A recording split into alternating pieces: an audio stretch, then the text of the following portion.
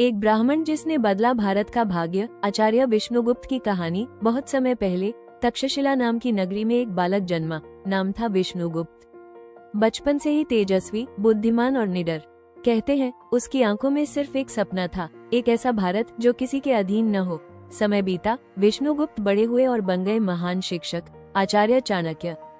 उन्होंने अपनी बुद्धि से राजनीति, अर्थशास्त्र और युद्ध नीति का गहरा ज्ञान हासिल किया। एक दिन जब वे मगध, आज का बिहार, पहुंचे, तब वहां राजा धनानंद का शासन था। राजा अहंकारी था और जब चाणक्य ने उसे चेतावनी दी कि जनता दुखी है, राजा ने उनका अपमान कर दरबार से निकाल दिया। उस दिन आचार्य विष्णुगुप्त ने शपथ ली, मैं इस अत्याचारी नंद वंश का अंत करूंगा और भारत को एक नया सम्राट दूंगा। वो दिन और आज इतिहास गवाह है। उन्होंने एक गरीब बालक चंद्रगुप्त मौर्य को ढूंढा, उसे शिक्षा दी, तैयार किया और अपनी नीति से भारत का पहला महान सम्राट बना दिया। आचार्य विष्णुगुप्त ने केवल साम्राज्य नहीं बनाया, उन्होंने बनाया एक नई सोच, नई नीति और एकजुट भारत।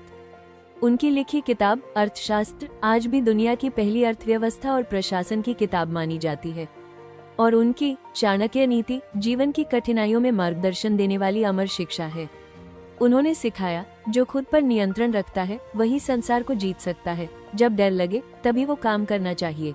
आचार्य विष्णुगुप्त सिर्फ एक व्यक्ति नहीं थे, वे बुद्धि, साहस और रणनीति का प्रतीक थे। उन्होंने दिखाया कि एक अकेला इंसान भी पूरे युग को बदल सकता है। मॉरल, सच्चा नेता वही है जो अपने स्वार्थ के लिए नहीं, राष्ट्र और न्याय के लिए लड़ता है।